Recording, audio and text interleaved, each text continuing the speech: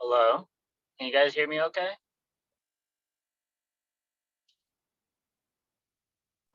Yes, I can hear you. All right.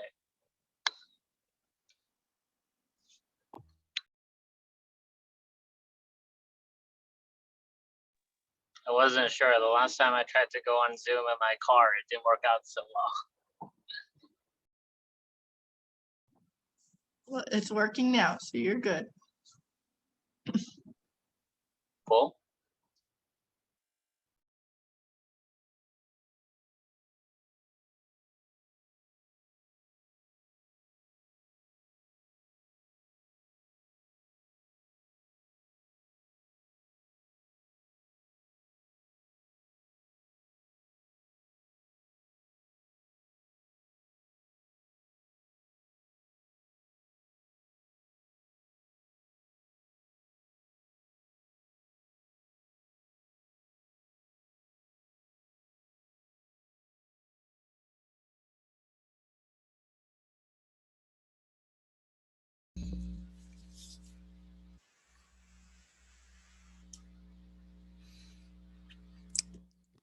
Greetings, everybody.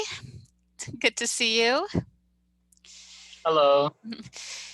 You'll have to excuse me. The reason I'm just jumping on is my laptop computer just refused to work with me for the last 15 minutes. So I, in the last 2 minutes, grabbed an external webcam.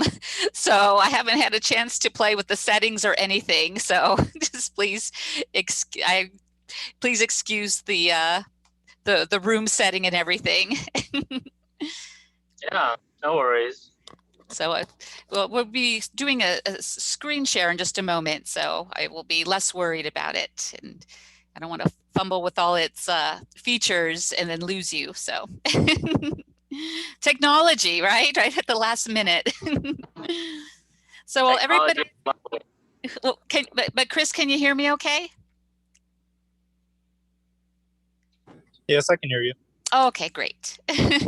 So I'm going to take a moment while you're all logging on to just bring up my PowerPoint and get adjusted here. So I'm just going to mute myself for just a minute.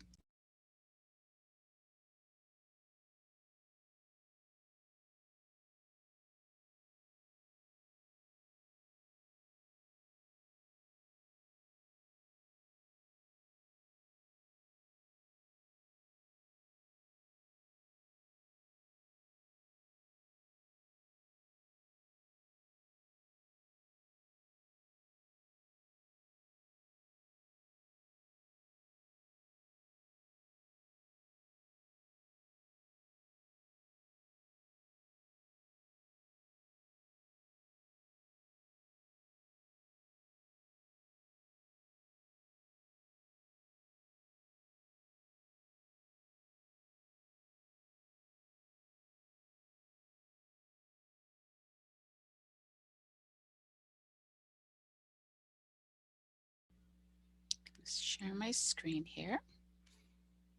All right. Here we go. Oh, okay, well, that's good. All right, and as just mentioned, this recording, this PowerPoint is going to be recorded. So it will be made available for all of you after today, as well as with some of your colleagues. So before we get started, Chris, did you have any announcements or anything to attend to before getting started? No, I think we're good to go. All right. And so I'm probably going to mute my camera in just a moment and go get off and on throughout the presentation. But yeah, let's go ahead and get started. So actually, I'm going to go ahead and stop my video for just a moment. There we go. All right, well, welcome everybody. My name is Roberta Miranda, and as you can see, I'm now catching my breath because I just got this camera ready just in the nick of time. So that's always the fun part with Zoom. I'm very pleased to be with you today to talk about motivational interviewing. Today we're covering part 2. So if you were able to attend the first part last month, some of this will be familiar to you. And then we'll just be adding on additional material that will assist you in your practice.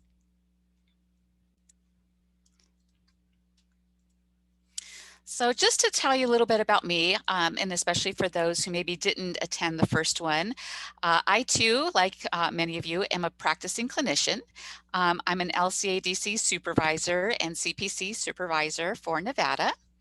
I'm also a full-time lecturer at Nevada State College, where I teach our counseling classes for our bachelor's level students, many who are interested in working in the helping field. I also do some supervision at the practice at UNLV, as well as do some teaching at Northwestern University for their counseling practice and program, in addition to having private practice and pursuing school myself.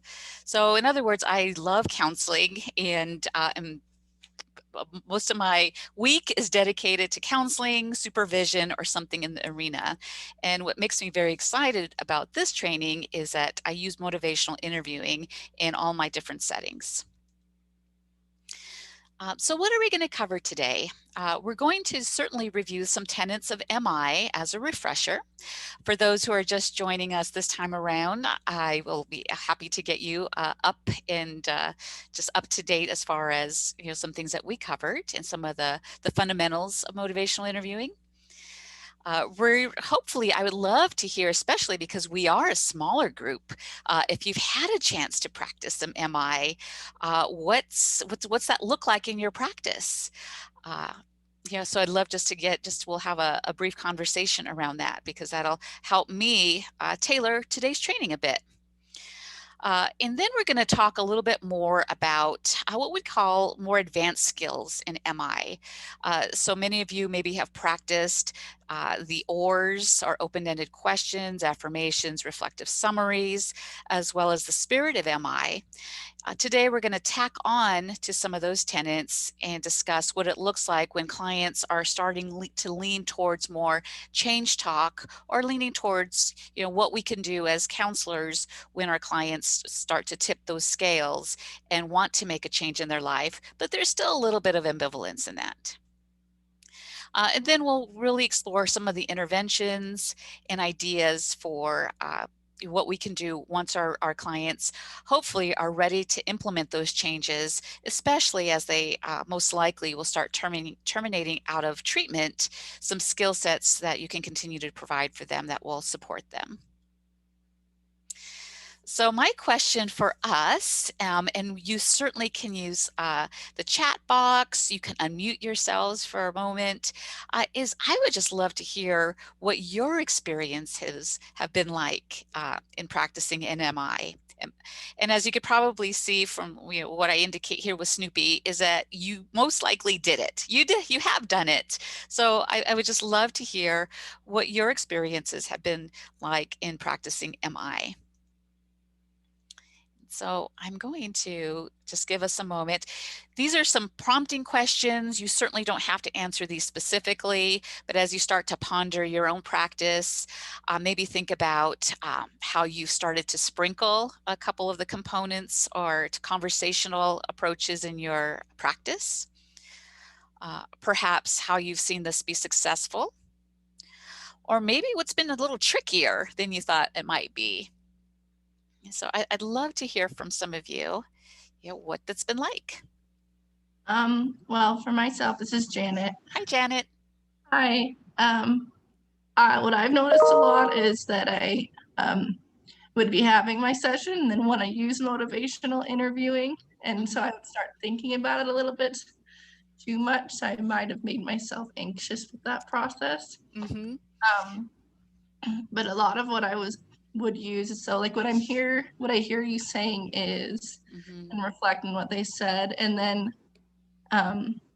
kind of trying to highlight their positives. Like I hear you saying that you don't like coming to groups, you're not good at waking up in the earlier, but on the other hand, like I'm seeing you show up to group on time every single day, Mhm. and using that questioning format that you talked about where you say like, but you're showing up on every day on time, Mhm.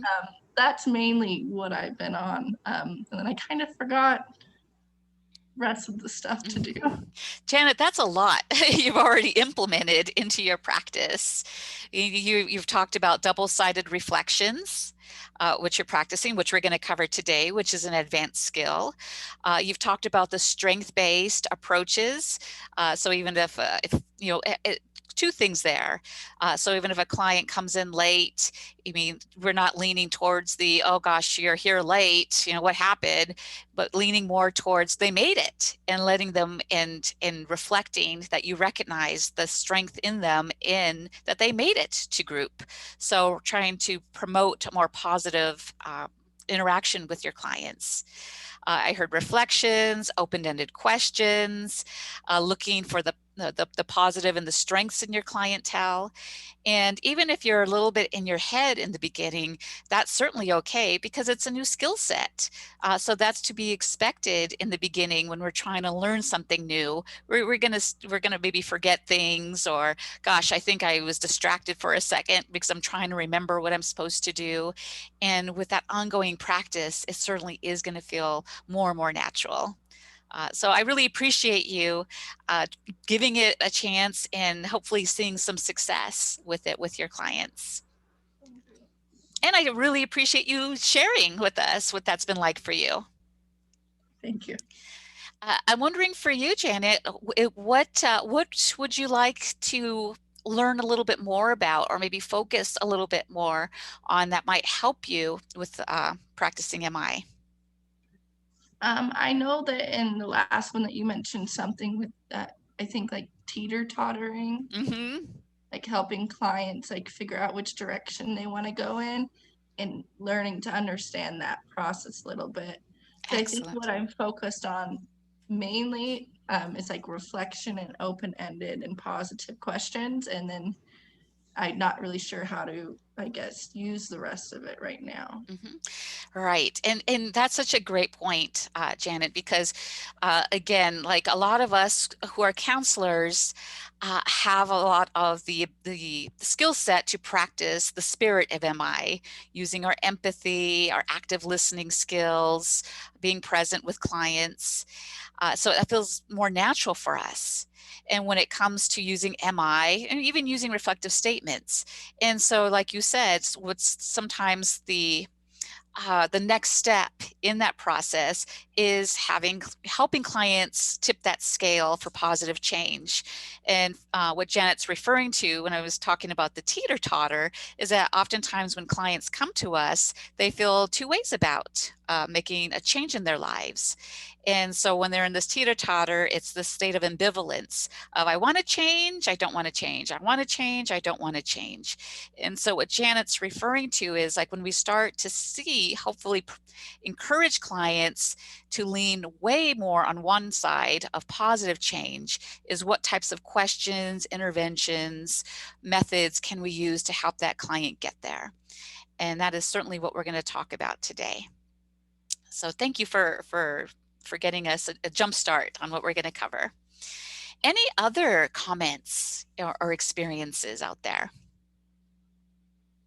Yeah, Roberta, I really like to use MI, particularly open-ended questions, when we have new court clients that are coming in. And it's exactly like that, they're teeter-tottering.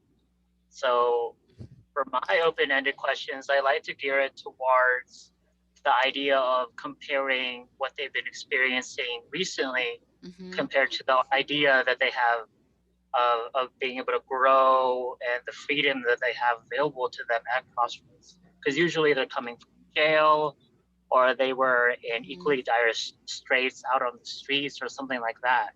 So I like to encourage them to talk about the opportunities that they've heard about by being in Crossroads.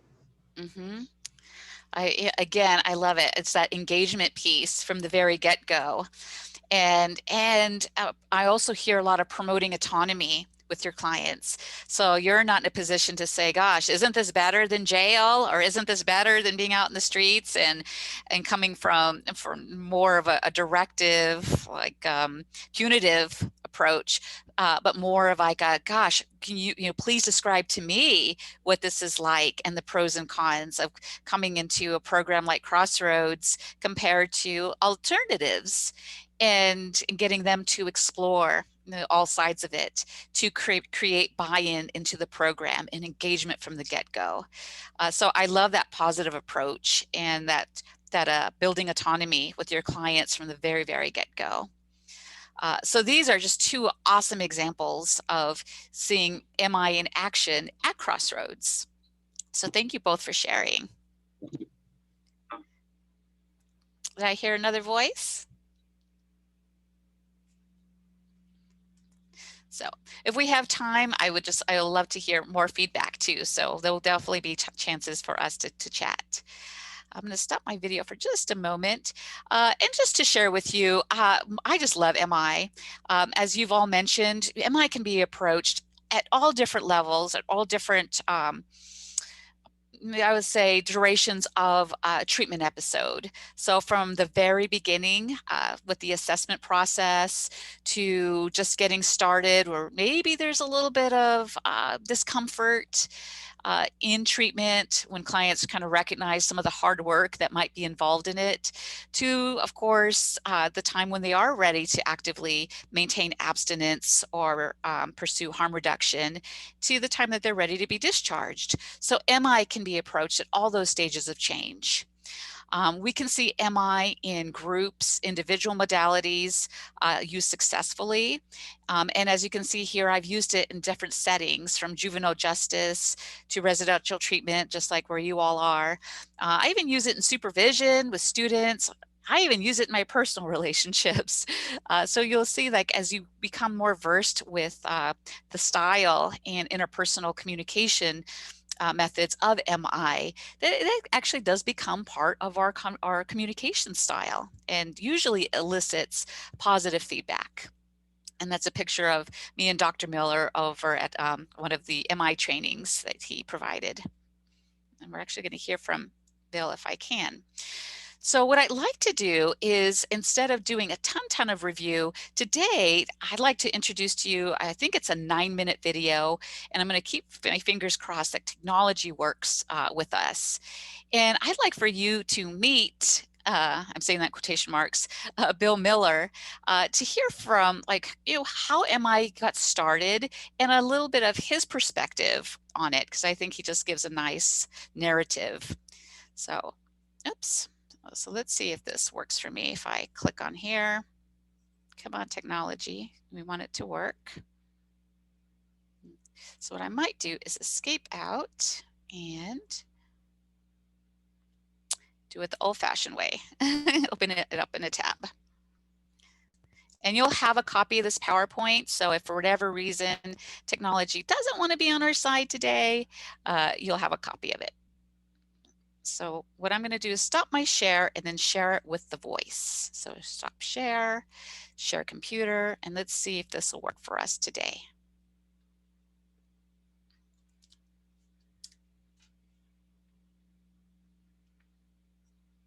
So I'm going to put up the volume here.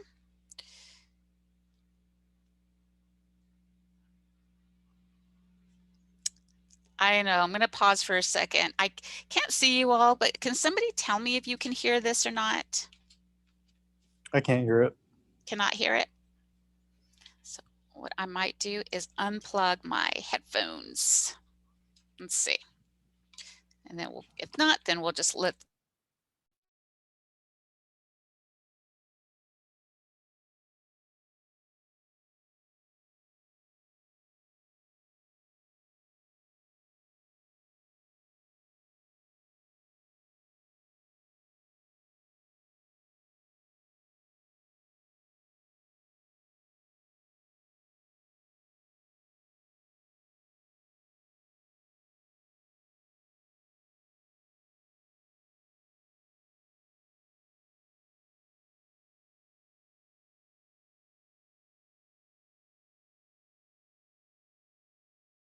there. I encourage you to see it. It's very sweet because it does show Dr. Miller talking about how he came about MI working in a substance abuse treatment setting. So it's a nice 9-minute video. You kind of get a gauge of his essence and a little bit of its history. So we'll go ahead and just get back to the PowerPoint.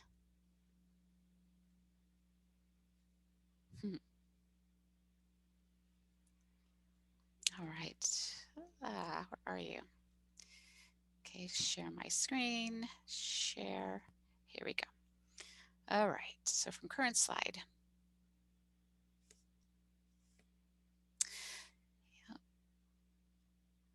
And so as he talked about, and just as a quick recap, to get into our MI mode, we have to remember that MI is a collaborative conversation style for strengthening a person's own motivation and commitment to change. And as what he talks about and what we talked about when we met together is that oftentimes that clients are in a state of ambivalence when they come into treatment. They're usually, even though they know that their substance use might be problematic, they still maybe aren't fully convinced that that's something that they want to give up for some time, or they're still on the fence of if it is problematic, if perhaps they're court mandated to come. So feeling really two ways about something.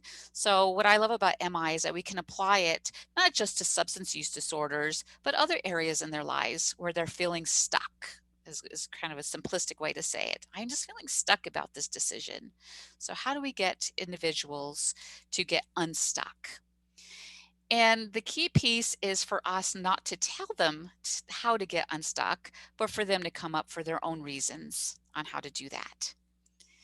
And we can do that by using these tenets of the spirit, which comprises of these different areas, as well as the oars like we talked about.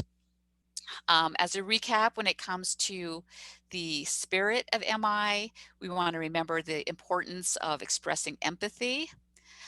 Even if clients come in with a different set of values, maybe there's an extended history, just recognizing the strengths and really understanding that sometimes our clients have made certain decisions in their lives because of life circumstances. So extending that empathy to our clients. Remembering how to develop discrepancies, just like Janet mentioned, on one hand this, on the other hand this. And this helps clients to really kind of see, gosh, examine what have I been doing that doesn't coincide maybe with my true values or what I really want to do with my life.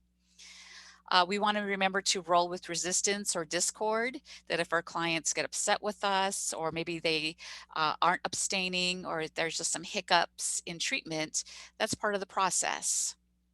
And then, of course, as Ray was talking about, is like we really want to support that self-efficacy. So if we don't remember the ORs, this is a quick recap. When it comes to O, it stands for open-ended questions. Our affirmations for A, our reflections for R, and our summarizations for S. We're going to spend some quality time later to today's presentation talking about the open-ended questions when it comes to change talk and sustain talk. But just as a reminder, just the different ways that we can ask an open-ended question, because I know sometimes we rely on maybe just like our own lexicon of open-ended questions, such as how are you feeling about? What were your feelings about this? When there's really all kinds of great ways to elicit information. Please tell me about, even though it doesn't sound like a question, but you're eliciting information. How has this affected you? What do you want to do? Because with our questions, we're promoting autonomy. What steps are you willing to take? So notice in these open-ended questions that we're asking clients to come up with their path, their journey. And it really does alleviate a lot of the stress off of you, the counselor or the helper, to come up with answers or ideas, or have you thought about this? Because again, with client after client after client, that's too exhausting. So if we ask clients through open-ended questions and they're on that teeter-totter of making a change, and we ask them, what steps are you willing to take? Those are the type of questions that's going to help help that teeter-totter lean one way towards the other, because you're getting them to think about change talk. What are the best reasons for making a change? I mean, that's interesting. It's like, all right, what are some reasons in your life that abstaining from alcohol use might be there, and getting them to list it. When they tap into this part of their brains and their reflection, this is going to help them become more confident in making that change and eliciting change talk. I mean, this is a huge component of what we do in MI. That's why this is a directive approach and not a passive approach. These are some questions I presented to you last time. I just find that they're so helpful. How would you like things to be different? What are the best things you can imagine if you can make this change? What do you think could happen if you don't make this change? These are just great ways to get the client to think well-roundedly about and feel very comfortable in their decisions that they're making. Using affirmations, as remember, affirmations are strength-focused reflections, and helping us using ourselves to display strength-based qualities to our clients in a way that they hopefully can start to internalize them. So saying things like, gosh, based on what you've said, you've come up with some great ways to stay healthy. Like it takes courage to make this kind of change. It's clear that you have these artistic abilities. So really helping clients to believe in their own strengths. We're giving them that feedback, and it does need to be from a genuine place. Reflective statements. So this is, as we were talking about, a big component of MI, because we rely a little bit less on the QA. So what did you do then? And then what? And then what happened? Instead, we want to lean a little bit more towards using reflections, because this allows clients to, well, reflect. So when we're having a client talk about their day and or their experience with their significant other, and I ask a question like, when did you meet?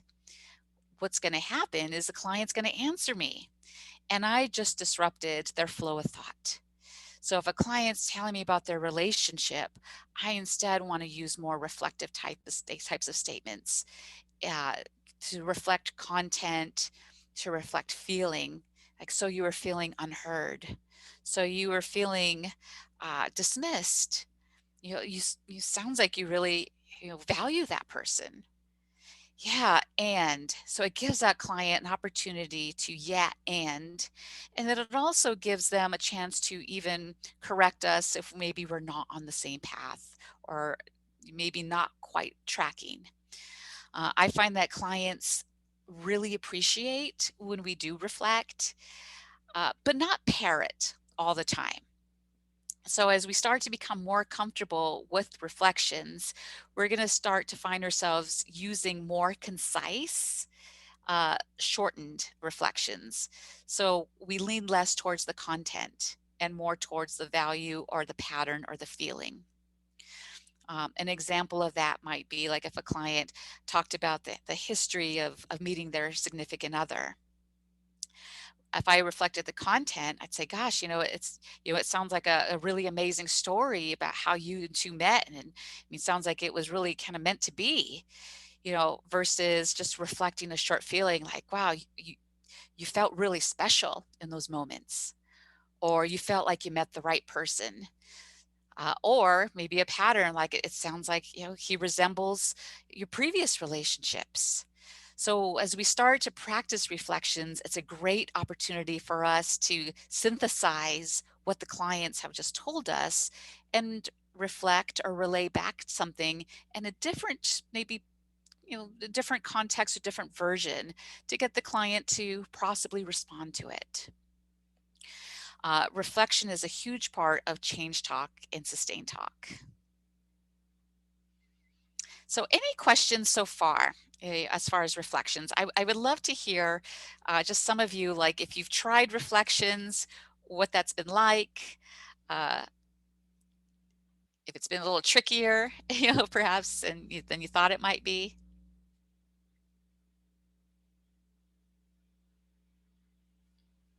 And you can either use the chat box or unmute because we're such a small group today.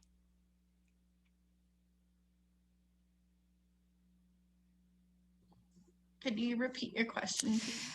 Like as far as reflections, what's that been like to you for you to practice reflections? I feel reflections are, well, as long as I can say what I hear you saying is, or am I understanding this correctly? Is this what you mean? That's kind of what I've been doing. And to me, that's easy because that's kind of like what I learned in school. So that part's really comfortable to me. But I'm sure there's a lot of different ways to reflect that I don't branch out to.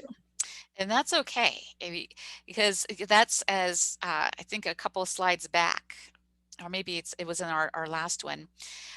That's such a great way to train yourself, Janet, to start learning how to reflect. Because I will say, I did that for years. I would use it sounds as if, or what I'm hearing you, and that would just train my brain to get into reflection.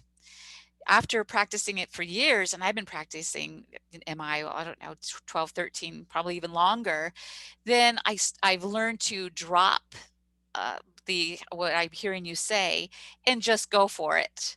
Like you're excited. So perhaps when I first started training, I might say so what I'm hearing you say is that you are really excited about the trip, where the only difference now might just be you're excited about the trip. That's really one of the primary differences. So it's the client is going to respond similarly, to our reflective statements. So I love that idea of just training yourself slowly, and what I'm hearing you say, and then it gives the client the chance to double check, correct you, feel heard. It's such a great opportunity. I also encourage individuals to not do it after, of course, every sentence, because then that can become disruptive. So letting the client talk a little bit and then using that every so often as a summary or just a reflective statement to check in with the client. One of the things that we may get back to if we have time is there's different types of reflections.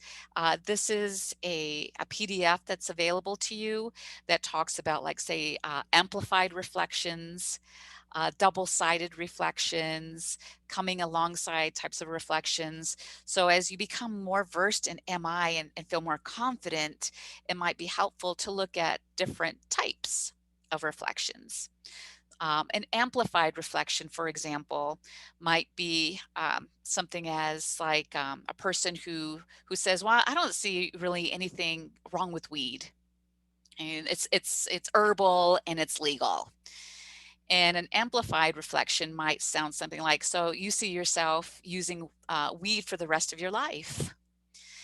It can be a little tricky because it could sound a little condescending, it could sound a little accusatory, but used in the right places, it could actually yield a really interesting discussion. So I would use it with my teenagers when they would tell me, "Oh, nothing's wrong with weed, it's just an herb." So I just casually say, "Okay, so you see weed as being a part of your life for the rest of your life." "Well, I didn't say that. For right now, maybe." "Oh, okay." So I'm wondering what the difference is between that now and maybe when you're in your 40s or 50s. So it can serve a purpose with an amplified reflection. It could be a little powerful and it could be a little thought stopping for the client. So there's different types of reflections out there that can be done with practice. And if we have time, we'll certainly get into them. Summaries, as you recall, is just an opportunity to every so often check in with the client with a series of reflections. So up to this point, it sounds like we've covered A, B, and C. It sounds like from this, you're feeling excited about these changes. Anything I missed? So it just gives an opportunity for you and the client to track what's going on with the big picture, and helps you also transition to the next topics, especially if you're working with clients who maybe have gone into some different directions. It helps you to streamline the focus. So this is one of those directive types of exercise, like communication styles that doesn't feel directive, but it kind of is, because we're pausing the client, summarizing, and then we can follow up with an open-ended question to go on the next track. Helps save time a little bit. One of the important things that we didn't get to cover a lot in our first training together, but is a very important part of MI, are remembering the stages of change. And if you've been exposed to ASAM or if you've done some treatment planning, most of you are familiar with the Prochaska and DiClemente's cycle of change, the stages of change. So I'm just curious, like if you were, I guess I don't have time for a poll, but I imagine that most of you are somewhat familiar with the stage of change, especially in the substance use treatment world.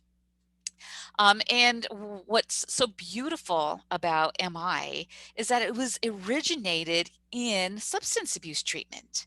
So Dr. Miller and his writing partner, Dr. Rolnick, were very mindful of this in combining these two models together. And so we're going to talk a little bit about how that ties beautifully and nicely. And what's kind of cool about it is that this can be written in your treatment planning. When you recognize that a client might be in a pre-contemplative stage of change, for example, what MI techniques that you're applying for your interventions. So take note that these are some phrases or ideas of interventions that you can use in your documentation. So let's talk a little bit about that. So if a client is in a pre-contemplative stage of change, in other words, I don't have a problem, I'm not really considering the change, the status quo is fine. This might be our mandated clients, court mandated. Perhaps they're there because their spouse or their boss wants them to go through Crossroads as an option, but they don't really think their alcohol or drug use is problematic. We're obviously not going to have a change talk conversation from the get-go, because what would that look like? I mean, clients most likely would not listen to us. They would not be engaged. They'd stop listening. So what we'd want to do is implement more of the spirit of MI here. So we're going to lean more towards using our empathy, using the questions that promote autonomy, asking them what they'd like to get out of treatment, asking them open-ended questions to explore if there have been any consequences to their substance use. And this is maybe where we pull out our decisional balance worksheet and talk about the pros and cons of their substance use. So we're not going to tell them that their substance use is problematic at this point. We're going to hopefully get them to explore, like, maybe this is them on that teeter-totter again, and they're like, oh, I don't think so, but maybe get to the point where they can come up with a couple of reasons why their substance use might be problematic. But I'm going to be patient here. I'm not going to use a lot of change talk. I'm not going to use a lot of action-oriented interventions. It's going to be more about engagement. If now my client is thinking a little bit more about, well, yeah, maybe there's a few issues with my substance use. We call this, like, there's maybe the possibility that I can reduce my amount or give up. This is where we can start to, as our MI approaches, to use more of our ORs. those open-ended questions, affirmations, reflective summaries, to really start developing more and more discrepancies. So a reflective, double-sided reflection here might be like, okay, so on one side, like, you really see that, alcohol may be not that problematic in your life. Yeah, you have mentioned that it has led to some arguments with your spouse, and maybe some productivity issues at work. So let's explore this a little bit more. So you're still honoring what the client said, that maybe it was positive about the use, but also bringing to light those discrepancies, that maybe that alcohol or drug use isn't as perfect as it is in their mind. I was just staffing a case this morning with a student at the practice, and she's never worked with somebody with substance use issues before. So she's working, the student counselor is working with a PhD client who's engaging in daily drinking. And in the very, very first session, the student counselor was telling me that the client was telling her that she can drink every day, and everything was fine, and it was just part of the culture of being a college student. And so the student counselor didn't know what to do next.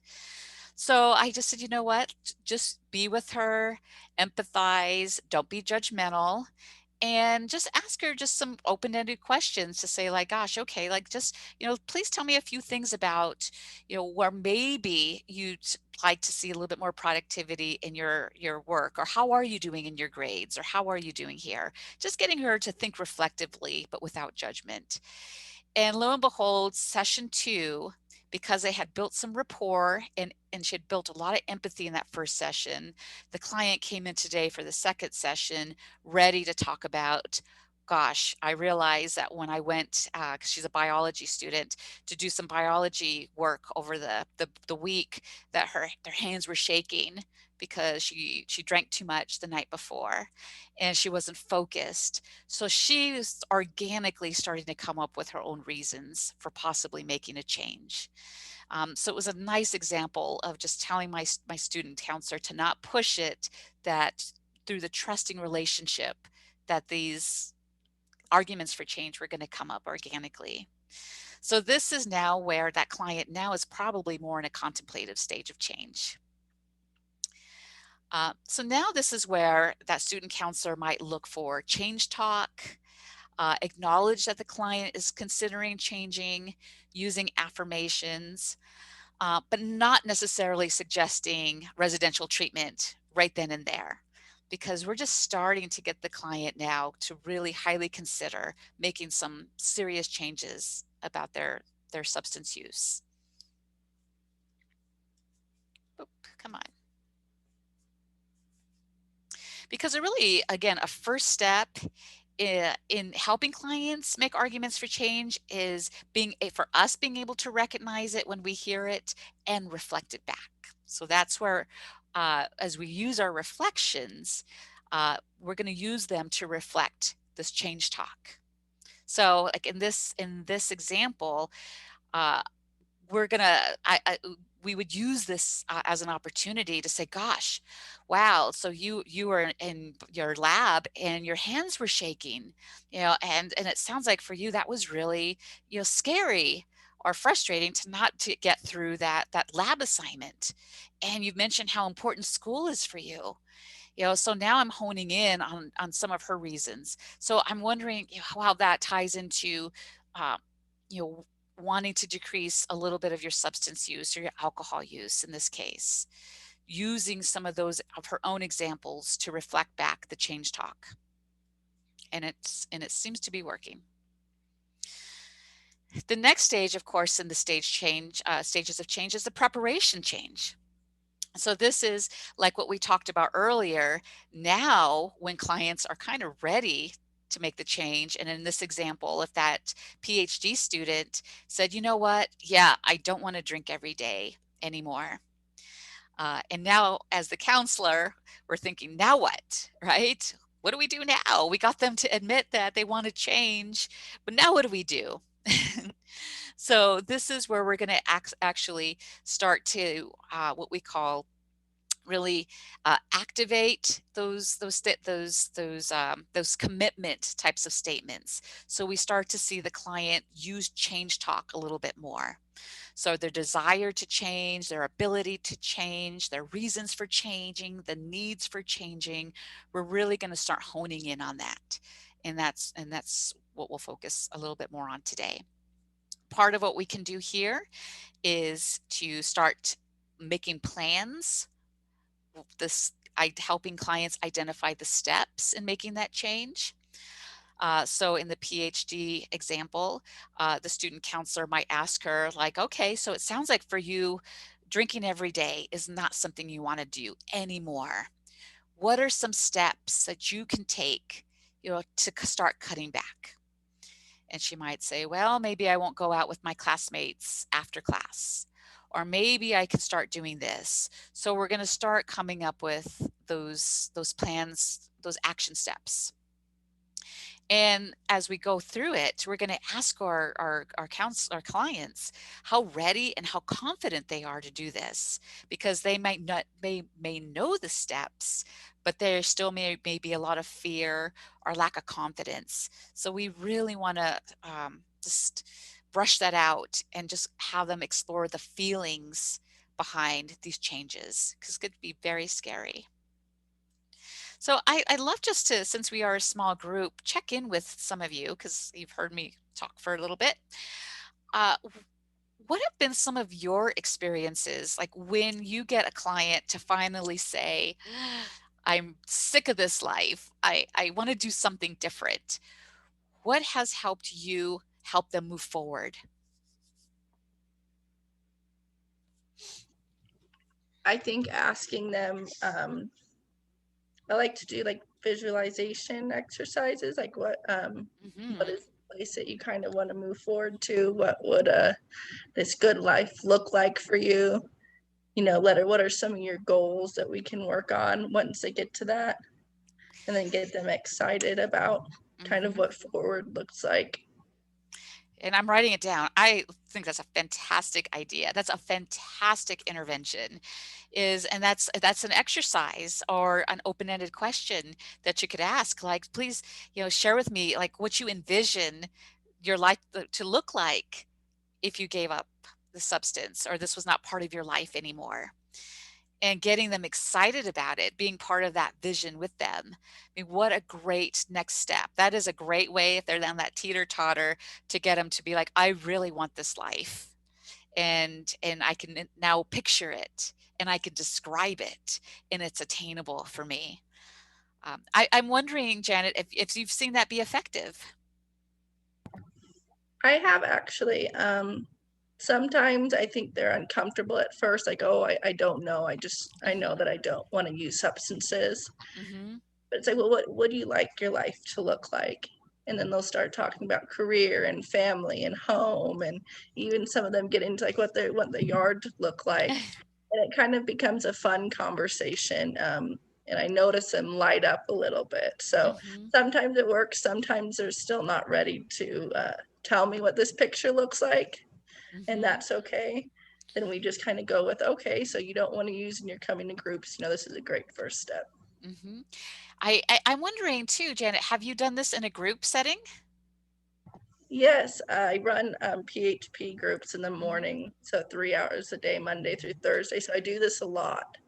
We do a lot of like visualization exercises. What's the next 1 year going to look like? What would your family, house, relationships look like? So we do a lot of those kind of conversations. I'm like thrilled, that you're sharing this experience, because like each of those questions is one of those open-ended questions that we're talking about. It's like, what does it look like a year? Even asking like, what is your home going to look like? And getting, like you said, creating excitement, and that's instilling hope. instilling confidence and really promoting autonomy to let them know that this is something that they're able to achieve. So I love that you do that in a group setting as well. And that's an example of using MI in a group setting through this visualization. So this is a beautiful way to just like, once that client's like, you know, like now I'm pretty confident, but still not sure, to get them, you know, to that type of what we call commitment talk. Like you know what, I am ready to make this change. So thank you so much for sharing. Any other examples, you know, to help clients, you know, really cement their goals for change? So right now, I have a client who is facing a few years in prison. He is yet to receive an indictment, but he has a federal case for being in possession of a firearm for the second time. And before, we talked about it for a few weeks now. He told me that in his past, he was a flight risk. He would avoid going in and facing justice, facing his time, and being a man of honor. And so this last time that I met with him this week, I actually took a devil's advocate position. And I was like, well, you know, you could totally leave the country right now, and how would they even extradite you? You haven't been indicted. And I took a leap because I knew that he needed that push to really convince me that he was committed to staying here in Nevada, working on his teppanyaki business, spending time with his family, and doing a good job at his theater. And that was the push he needed. He needed to hear the argument from me of leaving and indulging in his impulses to want to just, you know, escape. Again, I love it. I mean, it's almost like an amplified reflection example, because that's where it could be a little jarring for the client. And like you said, it gives them an opportunity to really defend their commitment to the change. So I like it like that. It's, what do you, if you're the one to call it, reverse psychology or devil's advocate or amplified reflection, it works. Yeah. And, well, I'm wondering, did it work? I mean, it sounded like it did. 100%. Yeah. And I think it helped too that he was planning to make a little bit of a change, right? So he didn't have to keep doing what he was doing right now, but he didn't have to go all the way and flip his life upside down. So he's visiting his father in California. Nice. So I think it was at the right moment for that, you know. You took a risk and it I paid did. off. Yes. Yeah, what, again, an awesome example of using open-ended questions to that we would call like an advance. We use an advanced reflection and an advanced open-ended question to really get the client to think and respond reflectively. So you're all using already advanced skills in MI. This is just a refresher course for you. So again, great. And what I love when you all share these examples is, even if you don't remember anything I say in this training, hopefully you remember what each other offer, because you're all giving really good examples of how to work effectively with your clients there. So, and then with their action stage, this is probably the most difficult step, right? Because now they're ready to make this change, whether it's take the job, abstain from substances, end the relationship. It's hard. And so this is where they really, clients, even though they've gone through these stages, still need our support.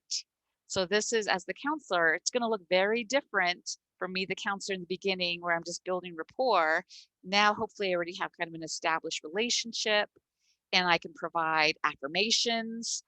We can talk about realistic expectations, can be real with them. Like if they actually did go on the run, what that would look like. Prepare them for challenges. This is a really important piece here, because we don't want to paint this as a rainbows and everything's going to be great and all is good, because that's not fully preparing the clients either.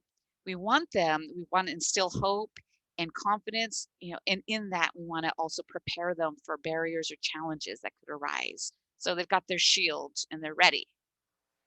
And this is where we're going to ask those open-ended questions to just determine what those specific plans are.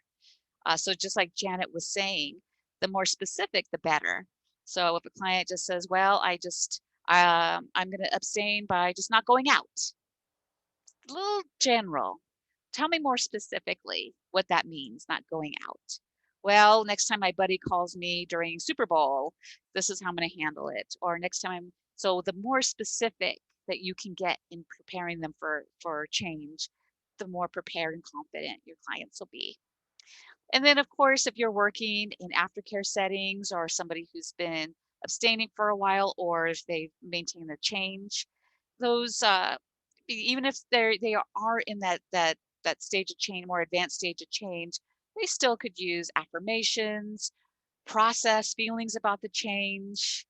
So if somebody, for example, has abstained for a while, how is it affecting their family dynamics? How is it affecting their friends? How is it a year later? How is it through the holidays? So still need that support through those as time progresses, and their ongoing plans through it too.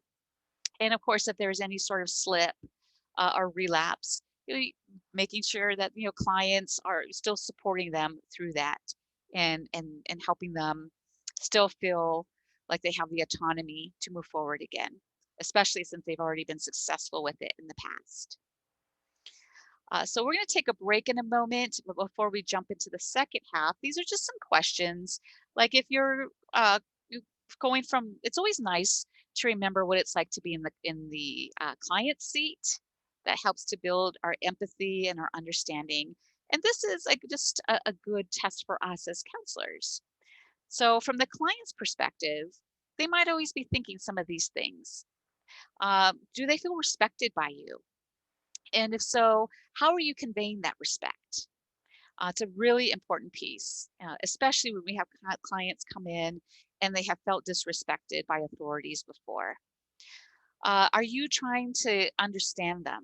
So what are you doing actively to let them know that you are striving to listen to or understand them? How are you promoting trust? What does that look like? uh, what do I have to say in what happened in this consultation? So in other words, promoting that confidentiality, like reminding them of the parameters of therapy.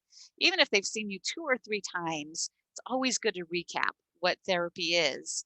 What is the purpose of it? Just reminding them the purpose of group. Uh, Adults like to know why they're doing things. Uh, Promotes autonomy, just like students. Like students, if I just said, okay, here's an assignment, and I don't tell them why they're doing an assignment, there's going to be some resentment. But if I say, you're doing this assignment because it's going to help you grow your clinical skills, then there's more of a buy-in. So reminding them of the purpose behind the work you're doing together. Is a client being offered options rather than a one-size-fits-all approach? So I'm keeping your counseling individualized as much as possible, and not cookie cutter, of course, all your skills with every one of your clients, because clients can feel it. And do you work with them versus dictate? So making sure that you don't lean towards advice giving, too directive of a counselor, and use more of a partnership or collaboration with them. So I think this is a great opportunity to take a break, because now we're going to talk about more specifically the change talk techniques. And so we're at 2:56. So let's do this. Let's come back at 5 after. So that gives us about 9 minutes to stretch, grab some water, and then come back and tackle the second half. So I'll see you in about 10 minutes. So see you shortly.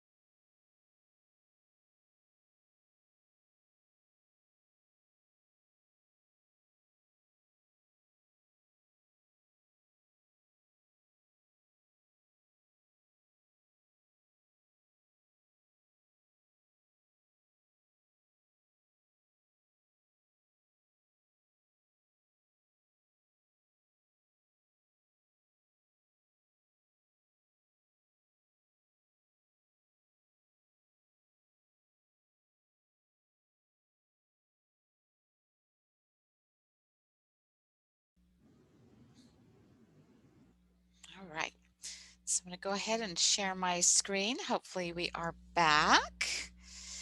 And now I played with my camera and I don't know if it's working. We'll just go with the flow. Okay, so let me share my screen. Boop. Okay, I don't want this. That's me here. What we want is my screen. Okay. All right, well, welcome back for part 2, and welcome for those who are watching this on a recording.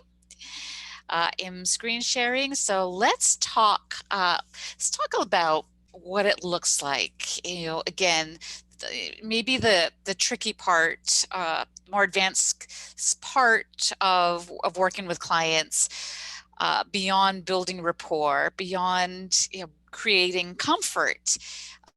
This is the point where sometimes we might encounter a rupture with the client when we start talking a little bit too much about change. Oh, darn it. It can, with that, bring maybe just some pushback and what we call a little bit of discord when it comes to working with our clientele. So let's talk a little bit about that. What are some traps that could lead us to promote disengagement? Because sometimes, as you can see in this picture, the client is clearly looking out the door or out the window, maybe not quite as engaged. And things that could lead to it, could be some things that we're doing on our end as counselors. There is something that we identify as the premature focus trap. This is why we spent so much quality time talking about the stages of change. Because with the stages of change, it's really important for us to identify, just quickly assess where our clients might be in that trans-theoretical model. Because that's really going to help guide us and serve us in the way that we're going to interact with them and provide the appropriate interventions. So if a client does come in with the pre-contemplative or contemplative stage of change, say about smoking cigarettes, and our first plan of action is to talk about an abstinence plan, that's an example of a premature focus trap because the client is not ready to talk about abstinence yet. So the focus here, the term focus, is going to be premature, because we're not meeting the client where they're at. So in that example, we would want to build rapport. We would want the clients to think about the pros and cons of smoking, talk about sharing consequences of smoking, talk about the strengths of smoking. So really exploring all of those areas of a change before we focus too much on why they shouldn't do that particular engage in that particular behavior. So that can certainly promote disengagement. The labeling trap. So just being careful with your terms like your problem with smoking cigarettes. It's just so important, whether we are a counselor or a helper or a EST or PSR worker, to be mindful that our language is not problem focused, that it's more strength focused. So even using terms like, well, your problems with alcohol use, believe it or not, has a negative, punitive sound to it, or shaming sound to it.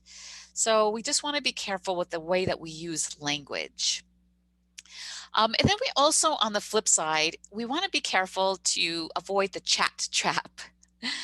And a lot of us have done this as beginning counselors because we mistake this for building rapport. So building rapport can certainly have clients talk about their hobbies, their interests, their loved ones. But what we want to be careful is that it doesn't sound like it's chit chat or coffee talk or having a conversation. We want to make sure there's some intention and direction in it. So believe it or not, even if a client seems highly interested in talking with you or having a conversation, is to be careful, that there's actually some support that says clients will lose interest really quickly, even if they're chit-chatting with you and they look like they're engaged in the chit-chat. We'll soon recognize that, what am I getting out of the chit-chat? I really want to do some quality work in this session. So being intentional about practicing the balance between having some conversation, some personal talk, some surface talk, but mixed in with some more directive, productive, focused work. And believe me, I did this a lot in the beginning. Sustained talk versus discord. You've heard me talk already in MI about sustained talk. What does that mean? Well, the difference between change talk and sustained talk. So change talk, of course, is I'm ready to make this change about my smoking. Sustained talk is about the target behavior. Sustained talk is, yeah, no, I don't think I'm really ready to stop smoking quite yet. Or, you know, I really do have to have my pills to make it through the day. So it's kind of their reasons to stay in the status quo, or our sustained talk is them declaring their reasons why they don't need to make a change. So as an MI practitioner, we're going to learn how to develop a seasoned ear, we'll call it, to determine what is sustained talk versus change talk. And what we want to do is, if a client is usually using sustained talk and change talk in the same sentence, that we're going to reflect on the change talk. So if a client says, yeah, no, I really don't want to stop smoking. I like the way it feels. I like my cigarettes at the end of the day, you know, even though it does cost me a lot of money. As a counselor, I'm going to be careful to not reflect on the, yeah, you really enjoy smoking at the end of a meal. Because that really, it's going to put more focus on the pros of smoking, subconsciously and consciously. What I'm going to do is hone in on that one reason that maybe they are open to change talk. So in that example is like, you know, so for you though, it sounds like for you, you're spending, you know, more than you'd like to on cigarette smoking. Tell me a little more about that. So I'm going to hone in on that little bit of change talk. So I know that we don't want to stay too much in our head with our clients. We want to be present. We want to be available. We also want to determine what's sustained talk and what's change talk. And my following reflective statements or open-ended questions will hopefully get them to elicit more change talk versus sustained talk. There's a difference also between sustained talk and discord.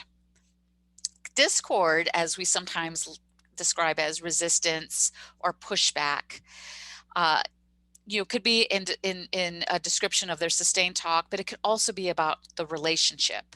It's like, you don't understand how hard it is for me, or they might mislead you, or they might minimize. So I'm also trying to determine what they're declaring to me. Is there something about what I'm doing or the way I'm asking questions that's creating this discord, or as we used to call it, resistance in sessions? So how do we address this? How do we address discord? This is, again, where we want to use reflective statements. We want to use empathy. I would say empathy should be number one on this list.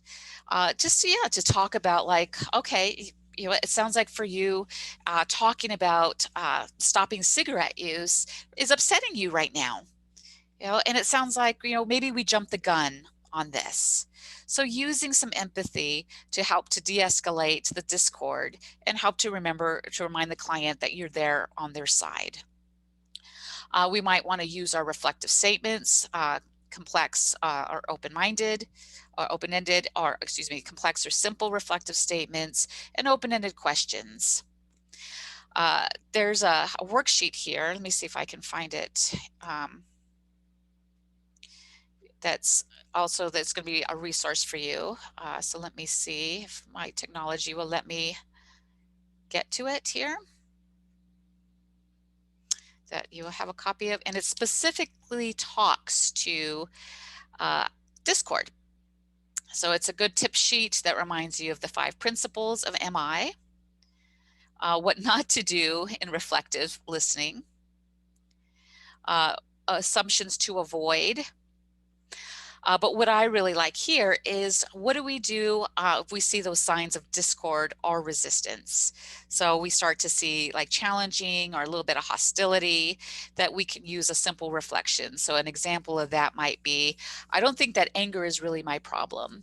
And I, as an interviewer, I might say, well, your anger really hasn't caused any difficulties for you. That's actually an amplified reflection, a simple amplified reflection. Double-side reflection might be like, you think that this is going to be a real challenge, the way you eat and cook, and you also know how important it is to keep your blood sugar levels regulated. So just promoting two different things. So again, we can also use clarification, shifting focus, emphasizing their personal choice and control. So if the client says, no, I really don't want to exercise, we're not going to argue with them. We're going to say, okay, well, it certainly is your choice, and this really ultimately is up to you. So this is going to promote autonomy. So we're not going to ever be in a position to argue with our clients, because it's just it's going to create more resistance. We're rolling with that resistance. Shifting focus. This is where we shift the client's attention away from what seems to be that stumbling block. Are you saying this is my fault, that I'm not a good husband? And an interview might say something like, not at all. I'm not interested in placing blame or name calling. What matters to me is how you'd like your relationship to be better and how you might get there. So a nice way to deflect, a nice way like for us to like remember when clients get a little riled up, right? Because they do. To not like, oh my gosh, I don't know what to do, my client's upset, but just to say, no, this is what matters to me. Let's talk about your relationship. Let's be solution focused. What's really going to help you? So this is a great way to still acknowledge the topic, but shift the focus a little bit, especially when you start seeing the clients get a little upset. So any questions there? Sometimes this can be a little tricky. So I have I don't know if how many of us are in a position to engage in this activity, but I have just a fun little activity for us to practice a little bit. And this was actually something that I did with Dr. Bill Miller when he facilitated an advanced MI training. So we actually all had to do this, stand up in a circle and pretend like we were playing baseball. And we were up at batting practice. And what he did was that he had us each prepare actually 4 or 5 resistance statements, either sustained talk or discord that you might hear from clients, and who was ever up to bat. You maybe had 5 people in your circle, and each person would just say one of those, like, you're a terrible therapist, and then as the batter, you would learn to use some sort of way to de-escalate or use a reflection or emphasize personal choice to just respond to discord or one of those resistance statements. So I don't know who's here, or I would just love to use the chat box quickly. So what I like to do, if you're available, is just to use the chat box and write 1 to 2 just resistance statements that you think that your clients might potentially say in session with you. And then maybe as a group, we can talk about what an MI response might be to that. So I'll give you a minute here to use the chat. I'm going to stop my share for just a moment and make sure I can see my chat. Okay. So hopefully everybody sees their chat. And it could be anything. It doesn't have to be like, it could be like, this is a waste of my time. Because I think I've always heard that. So thank you, Chris. So I'll give everybody a couple minutes, just a minute or two, to come up with something.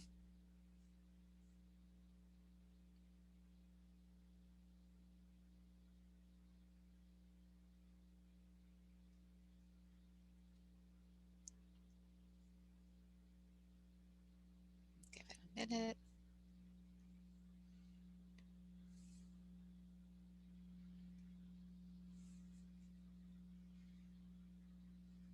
Ah, there I am. All right. I love these, by the way. So, but can you imagine? Oh my gosh, you're up to bat, and there were probably, I'd say, 40 people in my training, and there's Dr. Miller just kind of walking around, just kind of observing. Just talk about like feeling a little nervous because you stood in the circle, and you, as the MI counselor, would have to bat, each one of these responses from the pictures.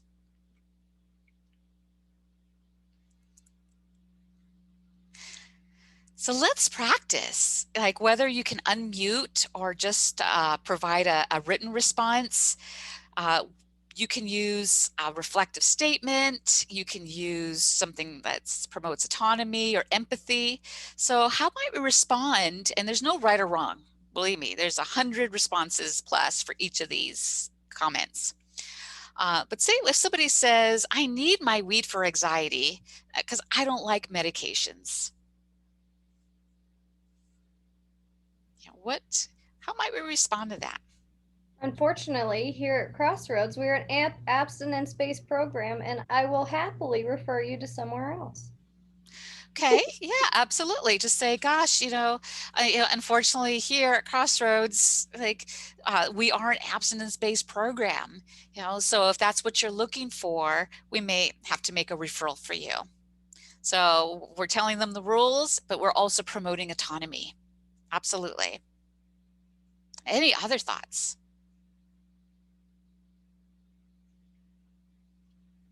We could talk to them about their anxiety and how it affects them. Absolutely. And what they've used and what worked and what hasn't. See, I love it. So here, maybe it is, okay, let's explore your anxiety a little bit. And how has weed helped you with that anxiety? So now you're not being, like you're letting the client know that you're not automatically being like, say, judgmental in any way. You're opening up a dialogue. So you just please describe to me how weed does tie into decreasing your anxiety. Help me understand how that all works. So they have to explain, they're in a position to justify it, and then you're collecting information at the same time. And then maybe there's a door open to say, gosh, you know what, that sounds like that's a lot of work to maintain anxiety and having to make sure you have weed supplied, on a regular basis. What's that like? So, and then, any downsides, to depending on weed for your anxiety. So now I'm starting to introduce a pros and cons conversation in that. I might even acknowledge the medications. Like, it makes sense, I'm using a reflection, a lot of individuals don't like the idea of medications. And then ask eliciting information. I'm wondering for you what some of those reasons might be. So there's definitely an open opportunity here for a conversation. How about this? Ray says, I don't even know why I'm here. I haven't used in 2 years.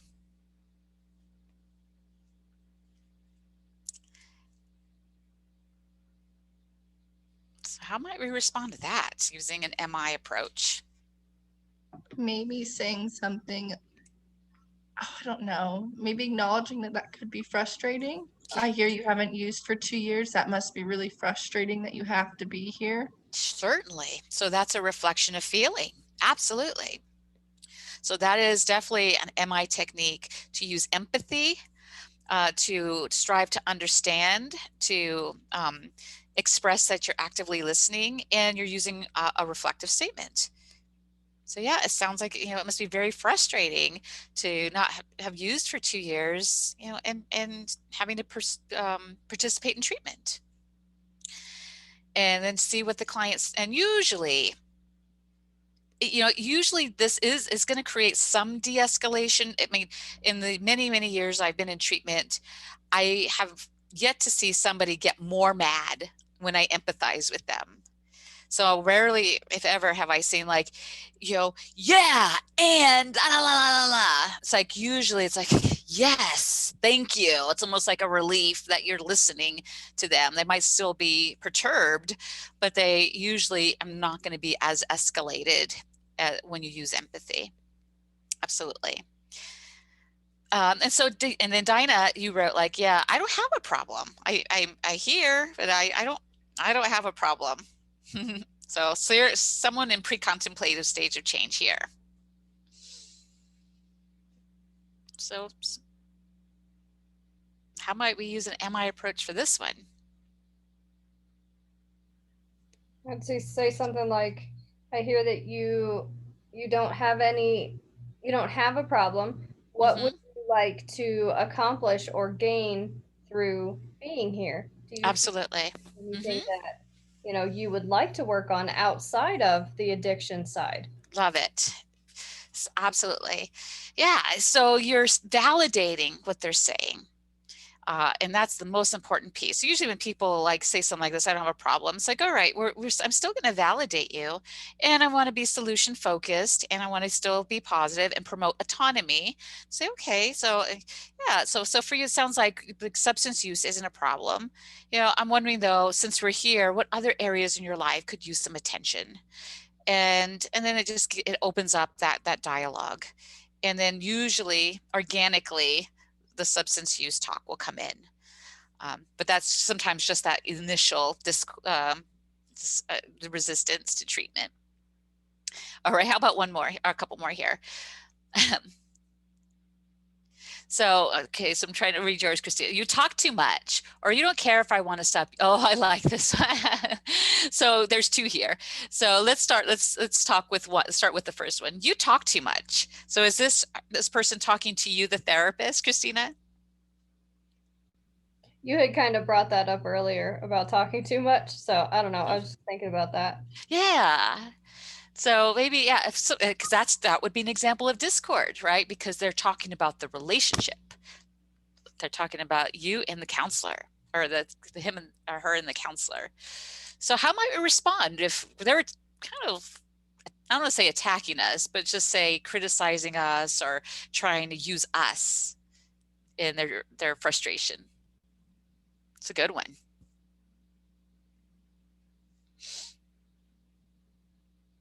I think I would go with something like, how would you like this to look? There you go. The key piece is to not take it personally, to recognize that there's some sort of discord, that they're probably frustrated about something else, and they're going to displacing it on us. And yeah, so just say, okay, and so, how would you like our sessions to look?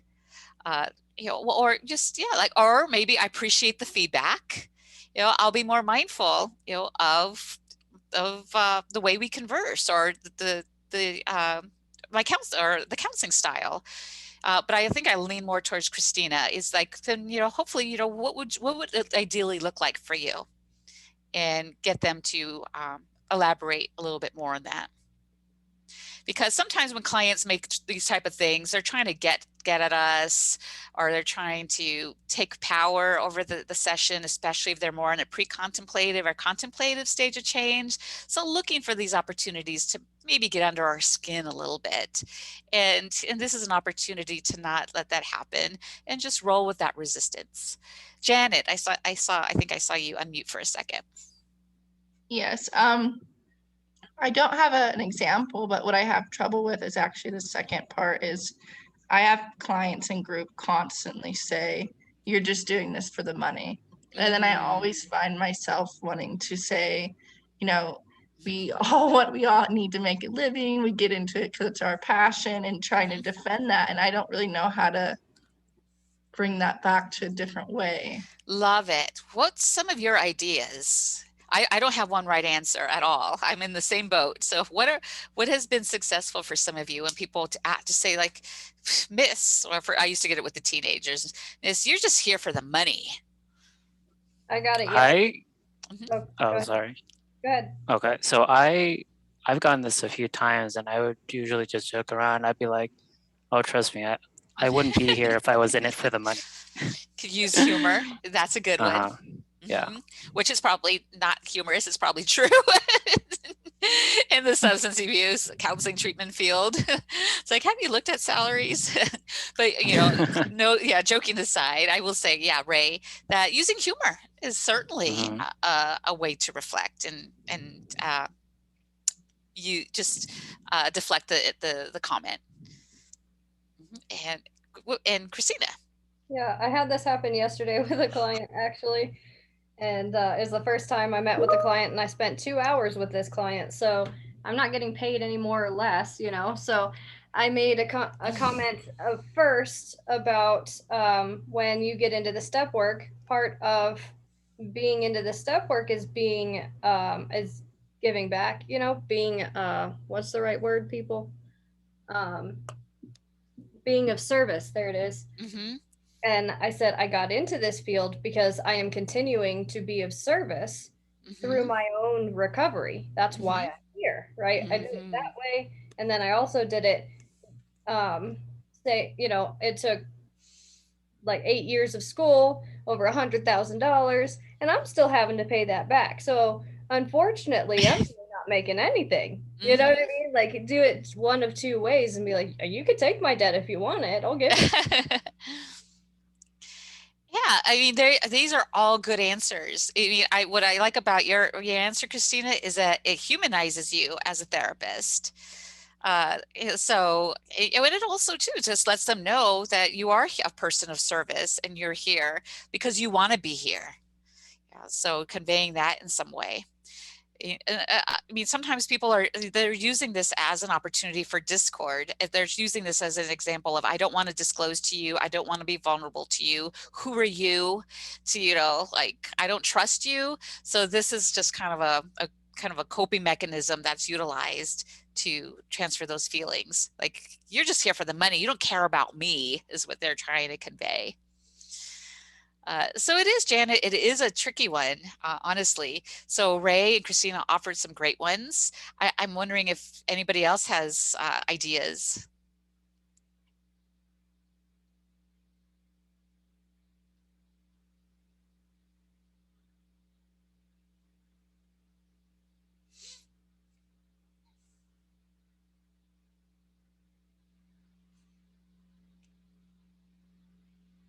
Yeah, I would say that when I would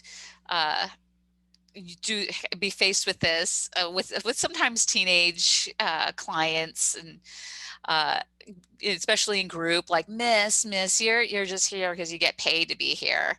You know, you would just really convey, you know, like, you know, gosh, you know, I actually I want to be here. You know, like, I would just pretty much say, like, well, I am getting paid. The truth is, I actually want to be here and I choose to be here. And I just would keep it simple as that. Sometimes I might say, like, I chose to work in this population because I get to work with individuals like you all. This was my choice. Yeah, so there's just different ways to deflect it and to still be humanized and share somehow in a genuine way, share that you are there because you want to be there, not because, and we're not going to challenge them on the coping mechanism. Appropriate would it be to say, like, I'm sorry you feel that way? I hate that apology, but I'm just asking in this setting. I don't use that apology very often. I hear what you're saying, is just because sometimes we ask permission, but here I probably would lean towards not apologizing. Like, I would lean more towards being more positive or strength-based, you know, as much as possible. You know, it's like, you know what, it's, you know, that could be, I might generalize it, Christina, like, that could be a very common thought for a lot of you, that therapists are here because they get paid. The truth is that we're here because we have a passion for this type of work. You know, so I might lean more towards something like that than apologizing for them feeling that way. But it's also feeling it on a case-by-case situation. Oh, I saw Chris's comment too about the medications. So nice and Chris, you know, your MI. So look at Chris's example. So the example going back to marijuana helps with their anxiety and they don't want to take medications. He has a really good reflective statement. So his is, so you really care about your health.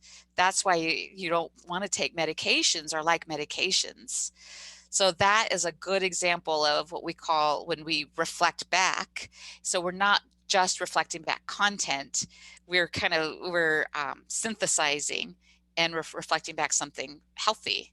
So in all of that, like, I don't, the client might have said, I don't want to quit marijuana. It helps me with my anxiety. I don't want to take medications. And through all of that, Chris, being the MI Chris he is, like, so you really care about your health. That's it. And that is like, how can the client come back from that with discord? So that is a good example of an MI reflection. Yep. So great responses. So thank you for playing along. It's a little quiet in here, so I just appreciate the interaction. It gives me energy. Okay, so let me get back to my share screen.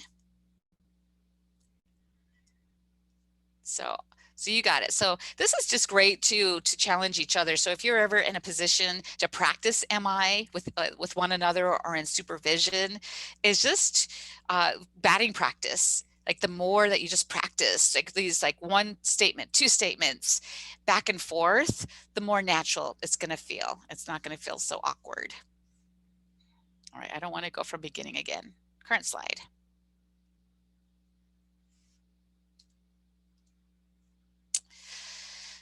So the key piece is, all right, is listening. Like, so we, as MI practitioners, and especially in substance abuse treatment, we are really training our ears to listen for that change talk and to recognize it when we hear it. So this is where, these are just some examples of what change talk could look like amongst our clients. So whether it's diet, nutrition, substance use, change of job, engagement in treatment, any of these, this is what we're gonna like, our little antenna are gonna go up. So this is where clients might say, like, I guess I can try cutting back a little bit. Or I think I can actually go back to school if I set my mind to it. Or maybe I can start with just smoking 3 cigarettes a day. So this is like the I cans, I thinks, I bet, I will. And this is where we'll probably want to use those reflective statements to emphasize and help them strengthen the change talk.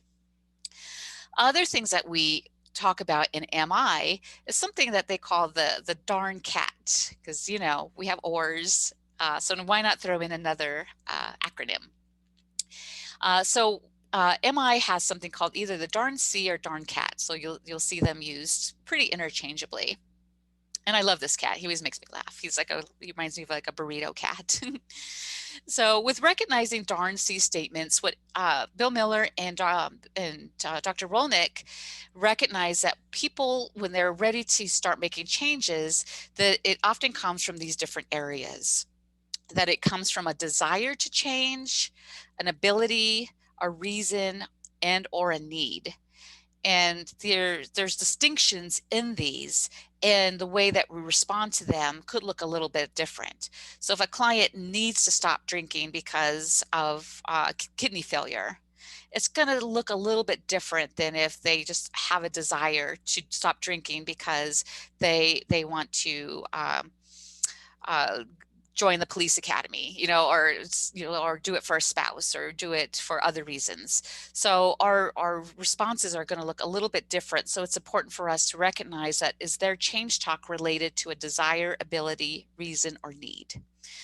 And then when a client, when they're in that teeter-totter that we've talked about, are ready to say, yes, I'm ready to stop drinking, then they're at that commitment level.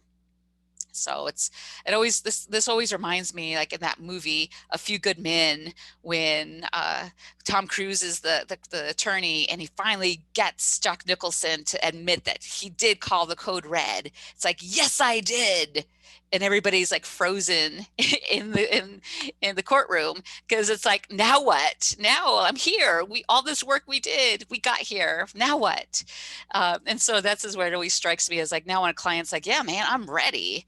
What do we do as clinicians? And so we'll talk about that commitment level of what does activation look like and those steps. So let's talk a little bit about the darn cat, or the D's. So, if we were to just test ourselves to know the difference between the desire, ability, reason, or need, let's look at these different, like say if a person said these statements. So if a person said, and we're not going to do each one, I want to lose more weight. What might that be? And there should be a D there. So we'll say, okay, number one is a desire statement. But what is like, I could probably lose 20 pounds. Using the chat box, what might you guess that statement be described at if we use the darn cat model? I could probably, one is I want to lose weight. There's a desire there. I want to lose it. If a person said, I could probably lose 20 pounds. Looking at darn cat, what would that be? Absolutely, ability. Yep, so the person is saying like, yeah, I can do it. I have the ability to lose it. See how it sounds a little bit different from desire? Desire is like, I want to, I'd love to lose weight. It's gonna look different than I can lose 10 pounds. What about I'd have more energy? So if they had maybe lost the weight, I'd have more energy. Absolutely. So you got it. Absolutely, reason. So we can see that here that I want to lose weight is a desire. I could probably lose 20 pounds is an ability. I'd have more energy is a reason. I'm going to lose the weight is now commitment language. I've got to lose some weight is now a need. So we can see how all of this related to losing 20 pounds or losing some weight can all be perceived differently as far as the motivation for change. So as we get clients there, then our questions are really gonna pertain to the type of motivation that they're utilizing in their change talk statements. So if somebody has a desire to change, we might ask them like, why do you want to make this change? If they have the ability, we might say, what makes you think you're able to do it? Or what's one good reason, if we recognize it's a reason-focused change? A need is, how important is it for you to do this and why? Once they get to the commitment stage is, what do you intend to do? What steps now? Now I even forgot. The activation is, what are you ready or willing to do? And of course, the T in taking steps is, what have you already done? So looking at past successes. So as we recall, change talk is using the person's own statements that favor change. Sustained talk is that person's arguments for not changing. And remembering that they're going to occur in each of the sentence, because that ambivalence, they're going to be stuck there for a while. So as we said, now that we're starting to get a more of a fine-tuned ear for change talk, hopefully it's going to become more and more evident which is which and what we're going to focus more on when clients are talking to us. Because we just think about a regular conversation. You're on the phone with your friend and like, yeah, no, I really like him. Yeah, he buys me these flowers and he treats me like a lady. Yeah, and then we go out and then he looks at other people, and like when we talk to people, like there's that change talk, sustain talk, change talk, sustain talk. challenge now I have for all of you is to start to distinguish which is which. And if you're like saying the example here in your friend, your follow-up question to your friend might be more focused on the change talk. So it sounds like for you, it doesn't sound like it's comfortable for you to be in a position or being with somebody who pays attention to other people when you're in public. So you're going to start being able to monitor your reflective statements and questions based on this. So this is a cheat sheet. I think I might have given it to you the first time around, but now it probably makes a little bit more sense since the importance of change talk when it comes to working with clients. So we have, you can see the darn C on the left side here. So what for a desire question? So what change do you want to make? Like what do you want to do? Let's put you in the driver's seat. What you're here at Crossroads now. What changes would you like to see occur? In other words, what do you desire? Or if you're working with somebody who's more like action focused, for example, maybe they're task oriented, right? Then our questions might be more ability focused. If they're there because they've suffered some consequences, then my questions might be more reason focused. What are your best reasons? You're here because your doctor said that maybe something is elevated, but what are your reasons for coming to Crossroads? If there's a need here, gosh, okay, so you are here because of some more severe medical conditions. On a scale though of 0 to 10, how important is it for you to abstain from alcohol? And why is that number? And if they say an 8, okay, then why an 8 and not a 9? Or no, excuse me, I should go opposite. So why an 8 and not a 7? Because we want to be strength focused. Well, because blah, blah, blah, blah. And you might even say like, what might it take for you to get to a 9? So scale questions are really cool when it comes to persons there because they, feel like they maybe need to be there, or there's maybe more severe reasons why they have to be there. To get them activated, you could ask questions like, okay, so what are you ready to do? And notice here, I am working a lot less than the client, right? I am not giving them their action plan. I am not writing their treatment plan for them. I want to know from them what they are ready to do. What are they prepared to do to get to that goal?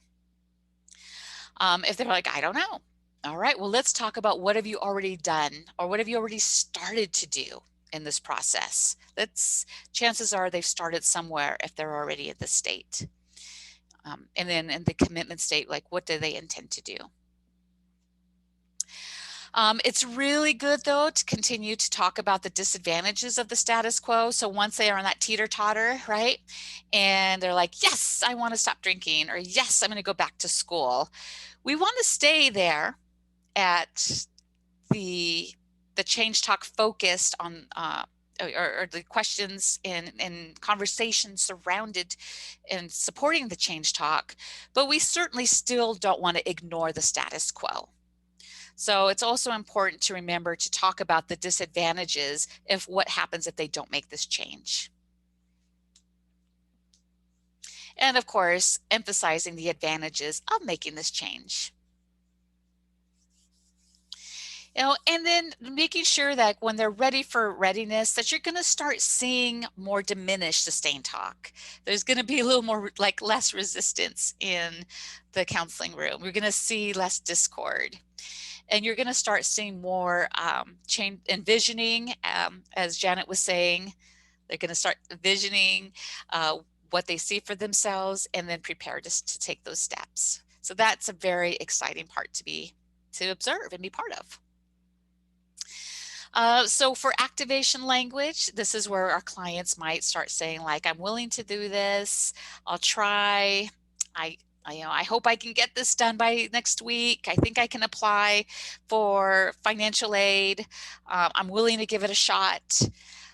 So we're right there. They're not quite fully committed, but we still want to acknowledge where they are. So they're kind of like right there.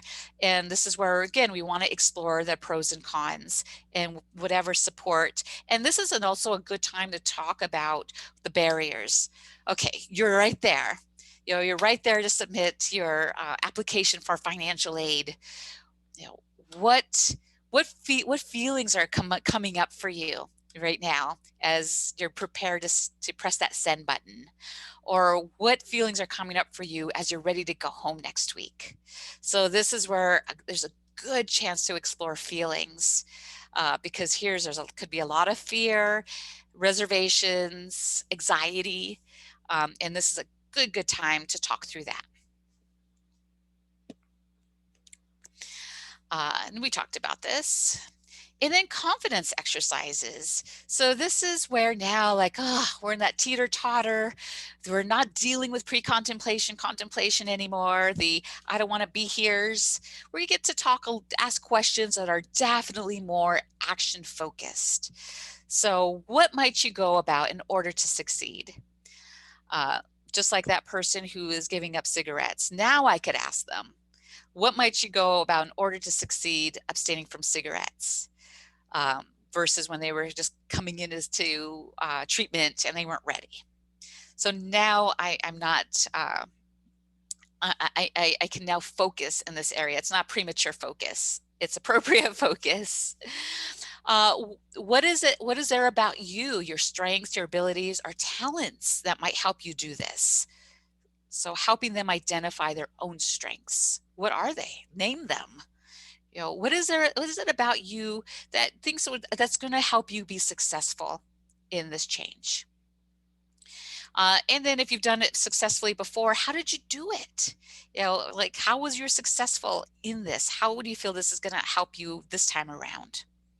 So awesome questions to ask to build confidence. And this is then now, we got through all the work, the stages of change, where we can negotiate a change plan. We can start setting goals, consider change options. You arrive at the plan, you're listing commitment. They're hopefully ready to have a drop down in a level of care. But even through change planning, it's important for us to keep using our oars. How will you know if it's not working? How will you know if it is working? What's the next step in implementing the plan? And it's okay to convey empathy, hope, confidence, as long as it's genuine. Affirmations are so important here too. And this ties into like change planning. So this could be your treatment plan that you already use for Crossroads. Otherwise, like, you'll have access to this. This is a change plan worksheet that's used for motivational interviewing. I think it's approved by the Mint group, who are trained through Dr. Miller and his colleagues.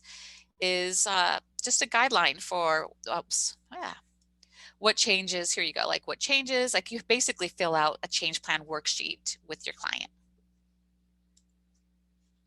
So there's a link to the bottom of this. So it could be helpful. I know for me, there were some clients who really enjoyed writing things down and then having access to it. Some examples here. Reasons I want to stop smoking is because the steps I can take, the ways other people can help me are, I'll know my plan is working if.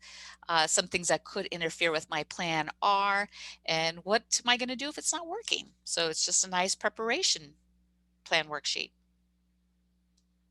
So that is actually the last slide that I have.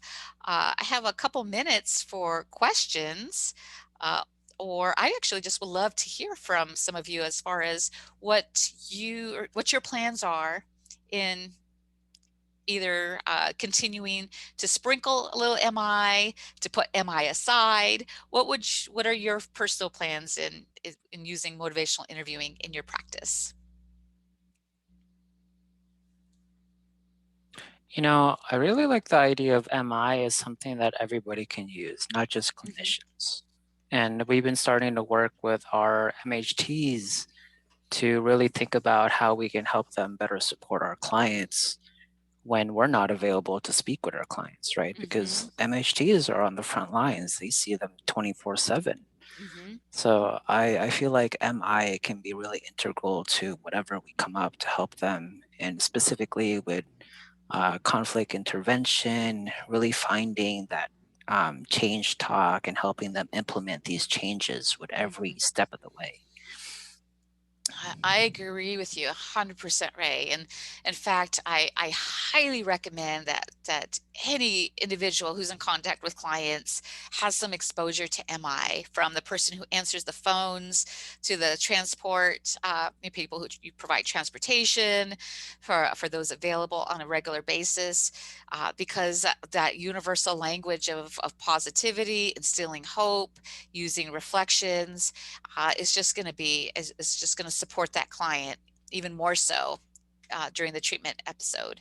And these are skill sets that anybody can learn. Absolutely, because a lot of them are communication styles. There's not a deep-rooted theoretical understanding, knowing the history. It's like, these are things I can apply today, even if it's just one thing. So I really support that and hope that that can happen. So how about other ideas? I'm really into the rolling with resistance thing. That's one of the things I am awful at. So I really like all of the examples that you have given, and the opportunity to be positive and not just be like, you're going back to jail, like I have done in the past. So, and it was really helpful that I did that with a client, and I asked you, what do I do now? And I did that with a client, and the client got much better for a short amount of time and, went back to old behaviors, but it worked for a short amount of time.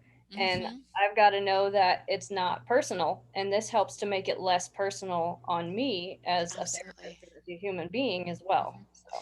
Yeah, thank you, Christina. Yeah, I do want to acknowledge that a lot of you work with court mandated clients. And so you're going to be facing more pushback than the average bears out there in the helping field.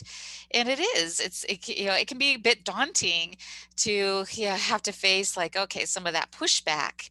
And so that's where the MI approaches can help alleviate some of the burnout and frustration associated with, oh my gosh, this was toughy, and trying to maintain, like, all right, the strength-based, the positive, the promoting autonomy. I'll say more than anything with those clients is reminding them that it's ultimately their option to be there or pursue a different option. And if you choose here, which we hope you do, then we can do some work together.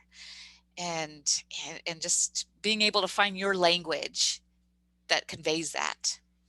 I mean, Christina, I worked with juvenile justice for 8 years. So for me, it sounds natural. It took years to get there. So to give yourself some grace and credit to find what works for you in those sessions. And what's nice is we've got Chris in our back pocket, who's an MI expert. So he is a top dog when it comes to this. I can learn from Chris because you're in the depths of it. I'm working with students who give me some pushback, but it looks a little different. So, any other thoughts as we wrap up? Because I do want to be respectful of our time together.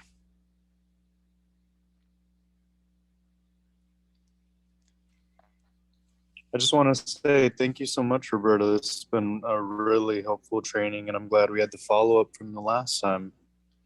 Thank you. Thank you, Chris. I appreciate you helping me work through the technical issues. I think that's probably a given. That talks about the flexibility of what we do as clinicians. You go with the flow and make the best of it. Exactly. No, it's not always going to be perfect, just like a counseling session.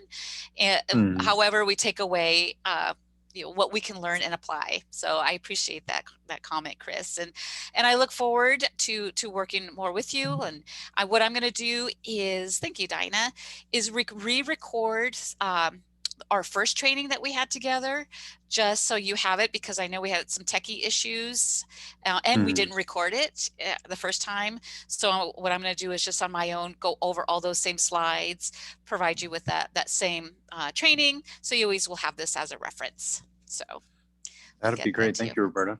All right. Well, thank you for your participation today. Thank you for those who are watching this on a recording. Hopefully you get something out of this, and have just a great rest of your week. It's almost the weekend. So take care, everybody. Thanks, Thank Roberta. you, Roberta. Take Much care. appreciated. Thanks for your feedback.